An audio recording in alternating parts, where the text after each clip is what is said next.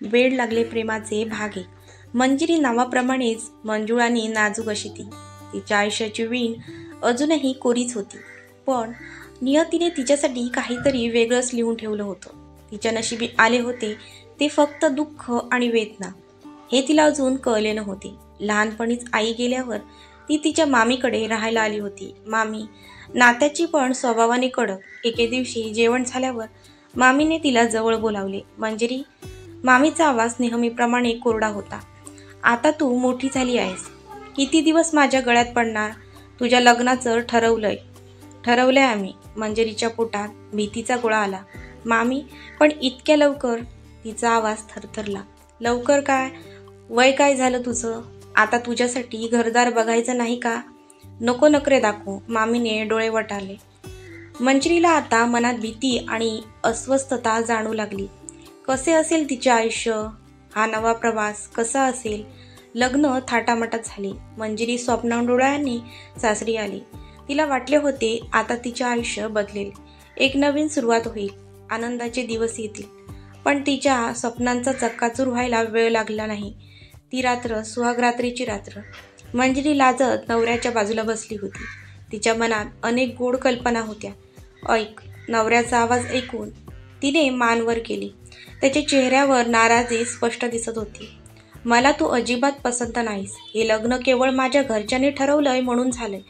मंजिरीच्या काळजाला चटका बसला. तिने काही बोलायच्या आतच त्याने तिला निर्दयीपणे बाजूला ढकललं. इकडे माझ्या जवळ येऊ नकोस.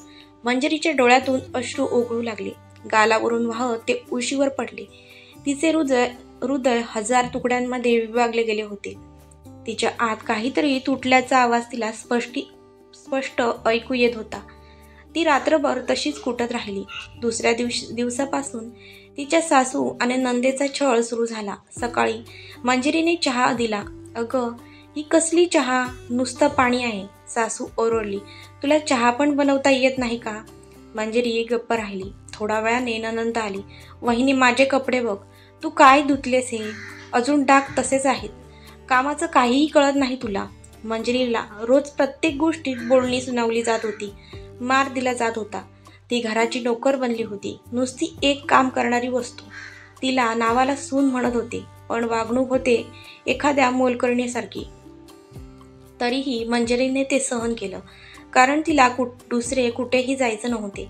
कदाचित परिस्थिती बदलेल, एखादा आशेचा किरण दिसेल, ती स्वतःला समजावत राहील. पण नियतीला काहीतरी वेगळंच मंजूर होतं. काही दिवसांनी तिच्या आयुष्यात अजून एक आघात झाला. एक सकाळी दारावर बेल वाजली. मंजिरीने दार उघडलं.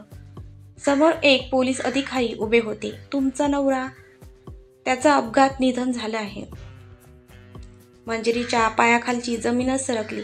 तिच्या तोंडून शब्द फुटेना. तिचं नशीब तिला इथेही सोडायला तयार नव्हतं. नवऱ्याच्या निधनानंतर तर तिच्या सासू आणि नंदेने तिला जास्तच त्रास द्यायला सुरुवात केली. मेलं हे अशुभ. तिच्या पायीच माझा मुलगा मेला. सासू रडत रडत कोसळली. कुलक्षणी आहे ही. हिला घराबाहेर काढा. ननंद ओरडली. अशुभ, कुलक्षणी हे शब्द तिच्या कानावर दिवसभर आदळत होते. जणू काही धारदार सुऱ्याने तिच्या मनावर वार करत होते. मंजिरीला हे सहन होण्यापलीकडचे होते. तिच्या सहनशक्तीचा बाण आता फुटत चालला होता. तिने शेवटी माहेराचा रस्ता धरला. पण तिथेही तिची सावत्र आई तिला बघून कपाळाला आठ्या घालून म्हणाली. आली मोठी तोंड घेऊन. इथे कशाला आलीस? तिथेच चांगली होतीस. तिला कुठेही जाऊ देत नव्हती. कुणाशी बोलू देत नव्हती. तिचा छळ तिथेही सुरूच राहिला. इथेही ती एकटीच होती. शेवटी कंटाळून मंजिरीने पुन्हा सासरचा दरवाजा ठोठावला.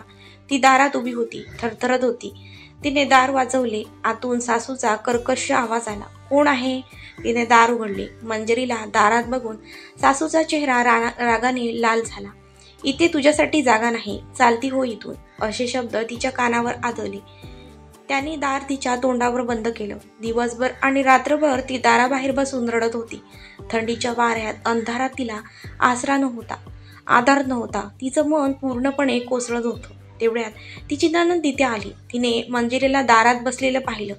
ती आपल्या आईला म्हणाली. आई, हिला घरात घे ना. सासू चिडली. कशाला? अशुभ आहे ती. अगं आई, नणंद असली तशी आपल्याला नोकराची गरज आहे. घरची कामे करायला एक माणूस मिळेल, पैसेही वाचतील. हे ऐकून सासूच्या चेहऱ्यावर एक क्रूर हसू आलं. दोघीही कुस्तेमपणे हसल्या आणि मंजिरीला घरात घेतली. मंजिरीला थोडे बरे वाटले, कारण तिला एक छत मिळाले होते. पण तिला स्पष्ट कळले होते की ती घरात नोकर म्हणूनच राहिली होती. तिचं अस्तित्व केवळ कामापुरतं होतं, एका बिनपगारी मोलकरणीसारखं. दुसऱ्या दिवशी सकाळी मंजिरीला भाजी आणायला पाठवले. तिने जुन्या साड्यामधून एक फिकट गुलाबी रंगाची साडी निवडली आणि ती नेसली. या साडीत ती खूपच सुंदर दिसत होती. तिच्या चेहऱ्यावरचं दुःख तिच्या सौंदर्यामागे दडून बसलं होतं. ती मार्केटमध्ये पोचली. भाजीवाल्याशी बोलत होती, भाव विचारत होती. तिकडे शहरात राया नावाचा एक श्रीमंत तरुण बिझनेसमॅन होता.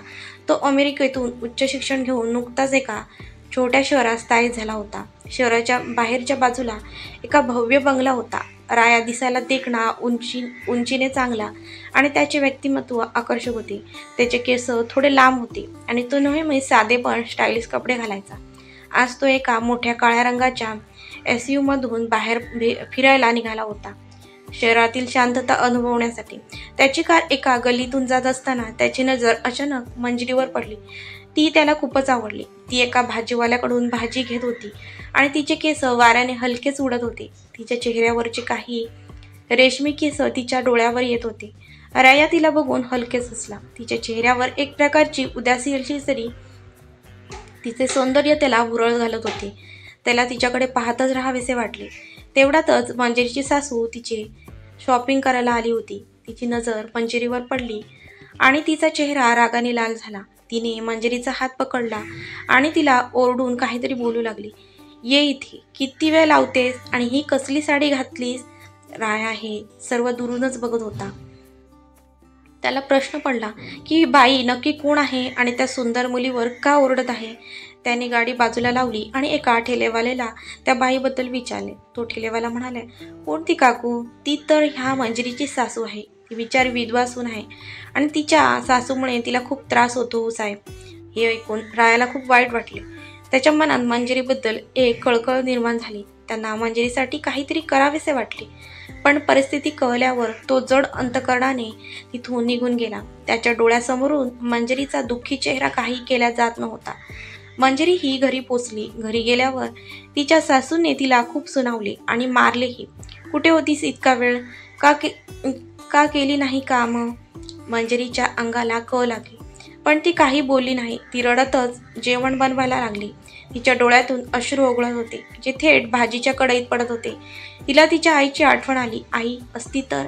आता तिची आई या जगात नव्हती. तिला खूप वाईट वाटले. तिला एकटेपणा जाणवत होते. आयुष्यात पूर्णपणे एकटी पडल्याची भावना तिला छळत होती.